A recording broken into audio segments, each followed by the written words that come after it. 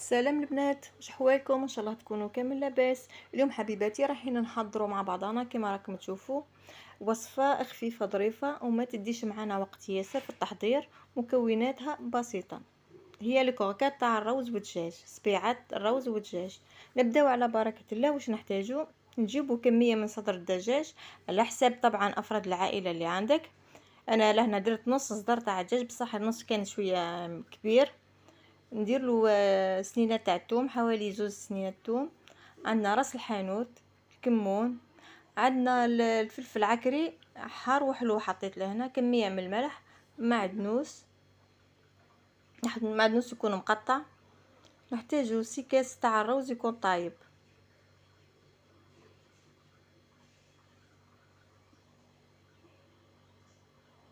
وإلا كان ضاعفتي زدتي في الكميه تاع الدجاج، نقولوا درتي كميه اكثر من تاعي، ولا تزيدي وسي في الكميه تاع الروز تاعك. ضفت لها بيضه ونحركوا المكونات كامله مع بعضها، خلطوهم مليح حتى يتجانسوا.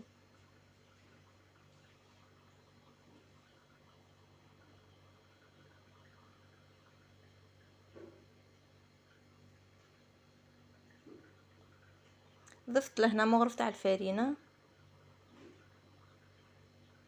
اللي تخلي لي كروكات تاعي يكونوا متماسكين. ولا كان عندك لا شابلور نجمي تضيف فيها.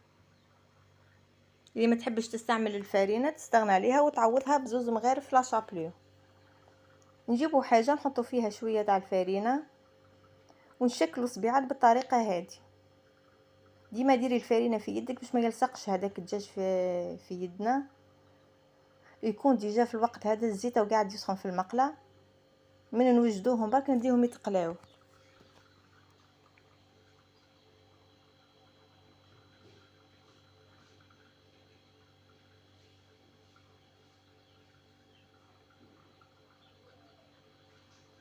هذه الكميه اللي خرجتها لي هذيك الدجاج كميه ما شاء الله. نخليوها دوك، انا نروح نقليهم ونروحوا دوك نحضروا الصوص اللي يرافق لي كروكات تاعنا.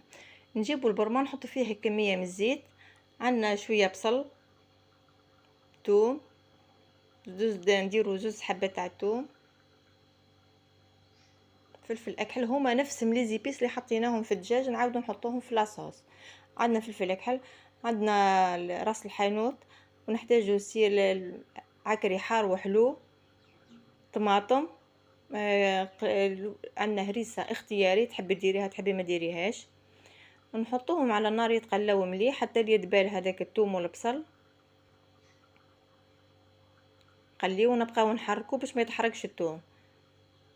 ومن بعد ما نمرقوا البرمه تاعنا بكاس برك، كاس تاع الماء، نجيبوا مكعب مرق الدجاج لانه حنا لهنا ما نحتاجوش الدجاج، غير الذوق باك نديروا مكعب مرق الدجاج. ومن بعد ما يطيب مليح هذاك والمرق تاعنا نصفيوه، نحكموا الصوص برك بلا ما فيه البصل هذاك والثوم، صفيوه باستعمال الصفايه كيما راكم تشوفوا. نجيب البلا تاعنا اللي يدخل الفور، نحط فيه كميه من لاصوص، ونجي ونستف هذوك الصبيعات تاع الدجاج كيما راكم تشوفوا بالطريقه هذه.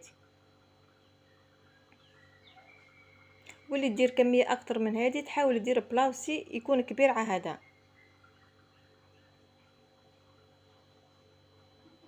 شفتوا البنات الطريقه، وكما قلت لكم ما يديش معنا وقت ياسر. نعاود ندير كميه من لاصوص من الفوق. كيما تعرفوا كلش طايب لهنا، المرق تاعنا طايب والدجاج طايب، لي كروكات طايبين. نديروا لهم الطريقه هذه برك شويه صوص من تحت، ونديروا لهم من الفوق شويه معدنوس، ونحطوهم في الفور حكايه 5 دقائق برك حتى يشرب شويه هذيك لاصوص. وكما راكم تشوفوا فيه بعد ما خرجتوا من الفور، هذه طريقه التقديم تاعو.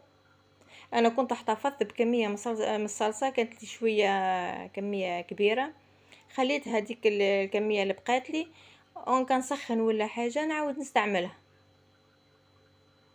شوفوا البنات، صدقوني الذوق تاعو رائع، بالبنه تاعو ما نحكي لكمش.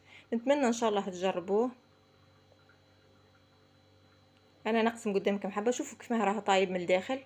كي تقليو باكلي كروكيط هذوما ما تقويوش في النار، حاولوا انكم تطيبوهم على نار قليله باش يطيبوا لداخل. نتمنى ان شاء الله يكون عجبكم، نتلاقى في وصفه جديده، مع السلامه.